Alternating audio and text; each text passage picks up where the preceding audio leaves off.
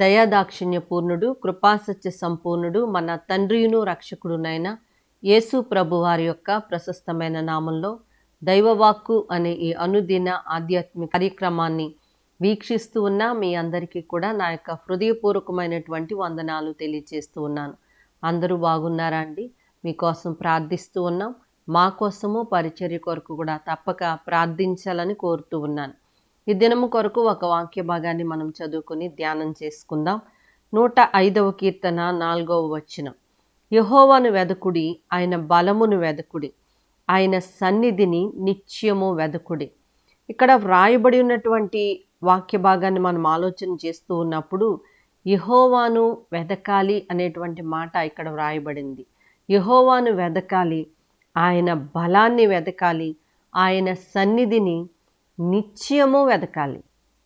మన యొక్క కుటుంబాలు ఆశీర్వాదకరంగా దీవెనకరంగా ఉండాలంటే మనం వెదకవలసింది ఏంటి అని గనక ఆలోచన చేస్తే దేవుణ్ణి మనం వెదకాలి. వెదుకు వారికి ఆయన దొరికేటువంటి దేవుడిగా ఉన్నాడు. మనం సాధారణంగా మనకు బాగా పరిచయమైన వాక్య భాగము మత్తయి సువార్త 7వ అధ్యాయం 7వ వచనంలో, అడుగుడి మీకు ఇయ్యబడును, వెదకుడి మీకు దొరుకును, తట్టుడి మీకు తీయబడును అనేటువంటి మాట ప్రకారంగా మనం చాలాసార్లు మన ప్రార్థనలో మనకు కావలసినటువంటి అవసరతల గురించి ఎక్కువగా ఏకాగ్రత చూపిస్తూ ఉంటాం. మనకు కావలసినటువంటి అవసరతలు అడిగితే ఇస్తానని వాగ్దానం ఉంది కనుక అడగాలి అనేటువంటి అర్థంతో మనం అడుగుతూ ఉంటాం. దేవుణ్ణి అడగడం తప్పేమీ కాదు. దేవుణ్ణి అడగనందున మనకేమీ దొరకదు అని యాకోబు పత్రికలో వ్రాయబడింది.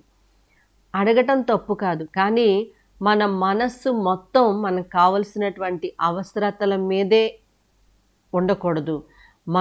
మన మనస్సు దేవునిపై ఉండాలి. ఎక్కువగా మనం దేవుణ్ణి వెదకవలసినటువంటి వారమై ఉన్నాం. ఆయన్ని ఆశ్రయించవలసినటువంటి వారమై ఉన్నాం. ఆయన బలాన్ని వెదకవలసినటువంటి వారమై ఉన్నాం. ఆయన సన్నిధిని నిత్యము వెదకాలంట. ఆయన సన్నిధిని నిత్యము వెదకాలి. మన యొక్క దైనందిన జీవిత వ్యవహారాల్లో మన యొక్క ఆలోచన, మన హృదయ వాంఛ ఎక్కువగా ఆయన సన్నిధిని వెదికే వారిగా ఉండాలి అని దేవుని యొక్క సేవకురాలిగా తెలియజేస్తూ ఉన్నాను.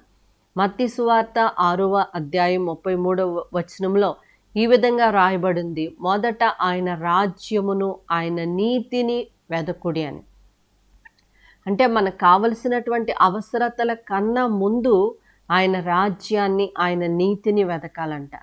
ఆయన రాజ్యం కోసం ఆలోచన, ఆయన రాజ్యాన్ని ఆయన రాజ్యం విషయంలో మనం పాలుభాగస్తులుగా ఉండాలనేటువంటి ఆలోచన, ఆయన రాజ్యం విషయంలో మనం కూడా కష్టపడాలనేటువంటి ఆలోచన, ఆయన రాజ్యమును ఆయన నీతిని వెదిగితే మనకు కావలసినవన్నీ కూడా దేవుడు మనకి అనుగ్రహిస్తాడు అని దేవుని యొక్క వాక్యము సెలవిస్తూ ఉంది. కాబట్టి ప్రియమైనటువంటి దేవుని బిడ్డలారా, ఆయన్ని వెతుకుదాం, ఆయన యొక్క సన్నిధిని వెతుకుతాము, ఆయన బలాన్ని వెతుకుదాము, ఆయన రాజ్యాన్ని, ఆయన నీతిని కూడా మనము వెతికే వారిగా ఉన్నట్లయితే మనకు కావలసినవన్నీ కూడా ఆయన దయచేస్తాడు. అడగక మునిపే అక్కరగా ఉన్నవేవో ఆయనకు తెలియను అని వాక్యంలో రాయబడి ఉంది కనుక మనకి కావలసినవి ఏవో ఆయన ఖచ్చితంగా మనకి దయచేసి వారిగా ఉన్నారు అని నేను తెలియచేస్తూ ఉన్నాను. కాబట్టి అట్టి రీతిగా మనం ముందుకు సాగుదాము. దేవుడి మాటలు దీవించునుగాక. ఆమెన్. ప్రార్థన చేసుకుందాం. ప్రియ పరలోకపు తండ్రి, మీకు స్తోత్రం నాయన.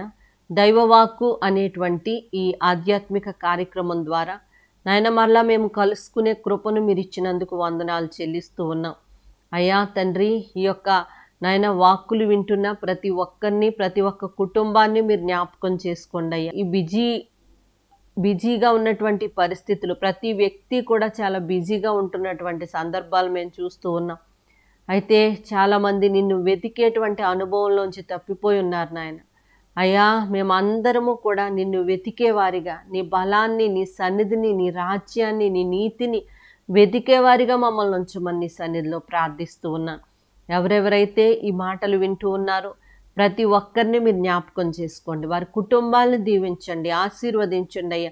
వారి వ్యక్తిగత జీవితాలు ఆశీర్వాదకరంగా ఉండాలి. నీ నామమునకు మహిమకరంగా ఉండులాగున సహాయం చేయండి. మీరే కృప చూపి ప్రతి ఒక్కరిని దీవించమని నజరేయుడైన యేసు దివ్యనామంలో అడిగి వేడుకుంటూ ఉన్నాము తండ్రి. ఆమేన్.